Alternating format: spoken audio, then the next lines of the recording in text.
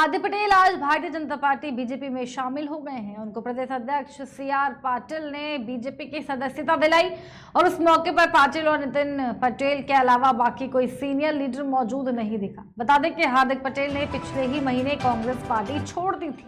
उनको गुजरात प्रदेश का कार्यकारी अध्यक्ष बनाया गया था, लेकिन हार्दिक का आरोप था कि उनको काम की आजादी और अधिकार नहीं थे।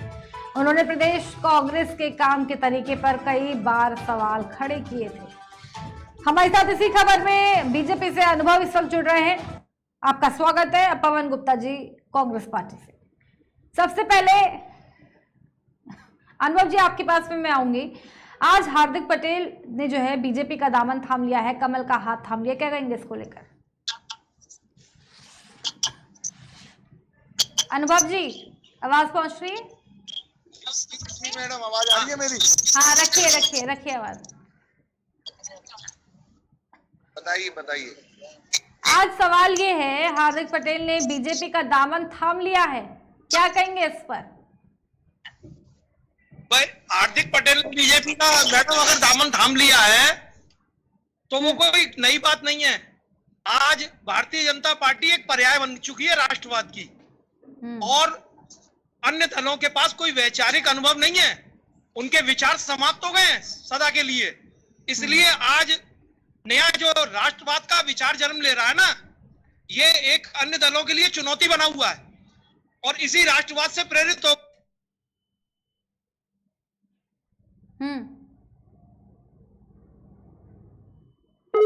बीजेपी ने एक आंदोलन बना दिया राष्ट्रवाद का। ठीक है, रखिए अनुभव जी। संपर्क कहीं न कहीं टूट रहा है। पवन गुप्ता कांग्रेस पार्टी से जुड़े हुए हैं, आवाज आ पा रही है मेरी? पवन गुप्ता जी आवाज आ पा रही है?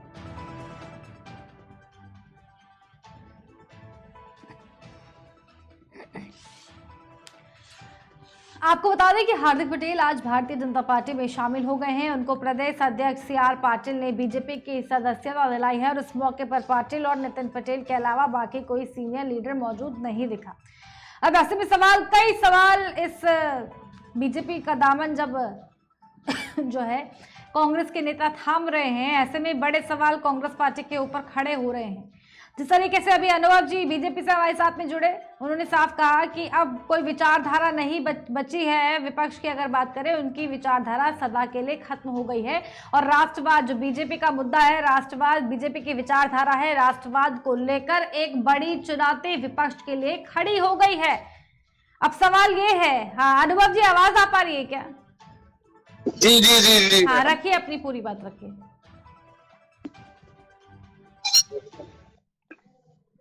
अनुभव जी हेलो। हाँ रखिए जी रखिए अपनी बात। अभी इससे पहले भी कपिल सिब्बल ने भी जो है कांग्रेस का दामन छोड़ दिया, क्या कहेंगे इसको लेकर के? कई नेता जो है कपिल सिब्बल ने कांग्रेस का दामन क्यों छोड़ा है, ये कपिल सिब्बल को खुद को भी पता है। क्योंकि उनको पता है वो कांग्रेस अब वो वाली पार्टी नहीं रही जिस पार्टी और जिस सिद्धांतों में कांग्रेस चल रही थी। हालांकि कपिल सिब्बल कोई बहुत कद्दावर नहीं है। इससे पहले भी वो कांग्रेस में कई मुकदमे हार चुके हैं, राम मंदिर से संबंधित हो चाहे किसी से भी। अगर उनका वैचारिकता कांग्रेस के प्रति क्यों टूट रही है? क्योंकि कांग्रेस अपने आप में खोखली होती जा रही है। कांग्रेस का संगठन कमजोर हो रहा है। कांग्रेस ग्रास रूट लेवल पर, जमीनी लेवल पर काम नहीं कर रही है। कांग्रेस अपने अस्तित्व की समाप्ति की ओर बढ़ रही है, क्योंकि वहां पर वंशवाद और एक व्यक्ति का ही पर्याय बना हुआ है। इसलिए कांग्रेस ज्यादा दिन नहीं चल सकती। हाँ, लेकिन जिस तरीके से कांग्रेस से बड़े बड़े लोग जो हैं, दिग्गज नेता कांग्रेस को छोड़ते हुए नजर आ रहे हैं, चाहे कपिल सिब्बल की बात करें, इससे पहले भी प्रशांत कुमार की मैं बात करूं, जिसे रणनीतिकार बताया जा रहा था आगामी 2024 को लेकर के, उन्होंने भी जो है कांग्रेस में शामिल होने से मना कर दिया। अब हार्दिक पटेल और तमाम और नेता और लोगों की भी बात करूं तो क्या कहेंगे, कितना नुकसान कांग्रेस को आगामी चुनाव में हो सकता है? हाँ मैडम, क्या कह रही है? दोबारा बोलिए, क्या कह रहे हैं? जिस तरीके से बड़े बड़े नेता जो हैं, कई लोग कांग्रेस का दामन छोड़ रहे हैं और अन्य पार्टी में आ रहे हैं, चाहे मैं समाजवादी पार्टी की बात करूं, बीजेपी की बात करूं, तो आगामी चुनाव की अगर हम बात करें, 2024 के चुनाव सर पर हैं, तो कितना नुकसान कांग्रेस पार्टी को हो सकता है?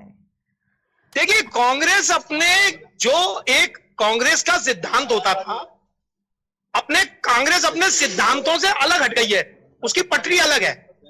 आज कांग्रेस जिस सिद्धांत पे चलना चाहती है, जिस सिद्धांत पे पहले चल रही थी, उस सिद्धांत पे नहीं चल रही। आज कांग्रेस पोषण की राजनीति में उतारू हो गई है, और पोषण की राजनीति ज्यादा देर नहीं चल सकती। और दूसरा, भारतीय जनता पार्टी ने जो एक राष्ट्रवाद का बीज बो दिया है, राष्ट्रवाद सारे मुद्दे गौण कर देता है, राष्ट्रवाद के आगे सारे मुद्दे फीके हैं, क्योंकि राष्ट्रवाद किसी पार्टी, किसी दल, किसी नेता, किसी व्यक्ति विशेष से संबंधित नहीं हो सकता मैडम। लेकिन विपक्ष की भी मैं अगर बात करूं, तो विपक्ष भी लगातार बीजेपी के ऊपर हमलावर होता है, चाहे वो मैं अगर अतिक्रमण की बात करूं, अब अतिक्रमण को लेकर के भी तमाम तरीके के सवाल बीजेपी के ऊपर खड़े हो रहे हैं कि जो ठेली वाले हैं, पटरी वाले हैं, अगर आप उन पर अतिक्रमण अभियान चला रहे हैं तो उन्हें रोजगार कौन देगा? अभी बड़ी मुश्किल से 2 साल बाद जो है लोग थोड़ा कुछ बहुत पैसे कमा रहे थे, और उसके बावजूद भी अब बीजेपी सरकार जो उन पर अतिक्रमण अभियान चला रही है, उनके लिए क्या कुछ रखा है बीजेपी सरकार ने? ऐसा देखिए, सत्ता की व्यवस्था का विरोध हमेशा से विपक्ष करता आया, विपक्ष का कार्य ही विरोध है। इसमें कोई विपक्ष के लिए कोई बहुत बड़ा, विपक्ष के ऊपर कोई एक बहुत बड़ा प्रश्न चिन्ह लगाना के साथ वो विरोध कर रहे हैं, तो विपक्ष का काम, विपक्ष शब्द ही विलोम शब्द है, वो शब्द ही विलोम है, विपक्ष, उसका काम है विरोध। लेकिन चूंकि हमें वास्तविक रूप से ये समस्या कहां से पैदा हुई है, अतिक्रमण हो या किसी प्रकार की कोई भी समस्या, ये कहां से इसका निराकरण होगा, ये सत्ताएं ढूंढती हैं।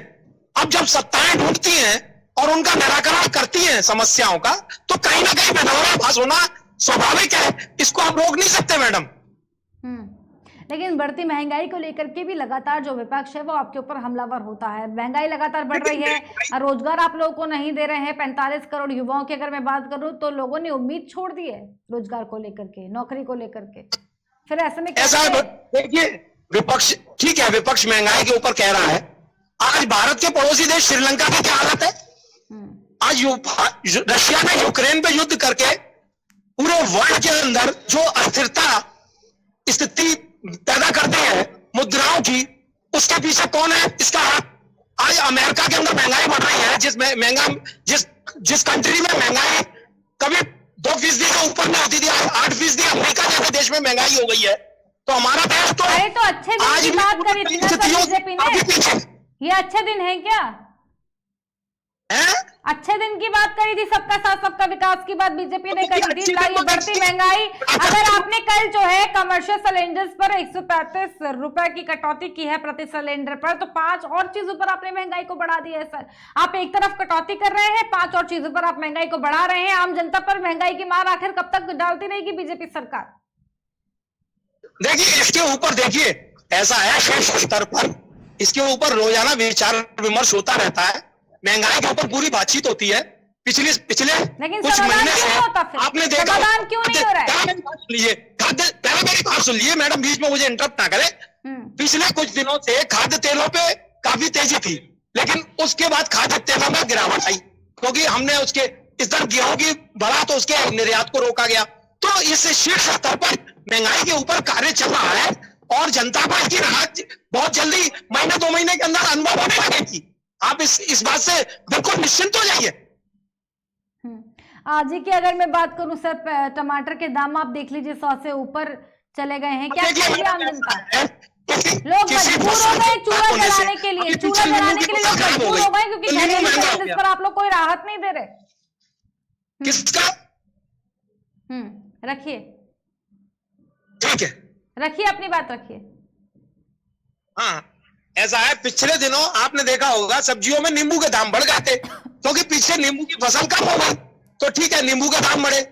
इस तरह से किसी चीज में, किसी फसल में कभी कभी कोई उतार चढ़ाव आ जाता है, उसके लिए सरकारों को दोषी नहीं ठहराया जाता, प्राकृतिक आपदा है। अब कोरोना आया, प्राकृतिक आपदा थी, इसमें सरकार क्या करना थी?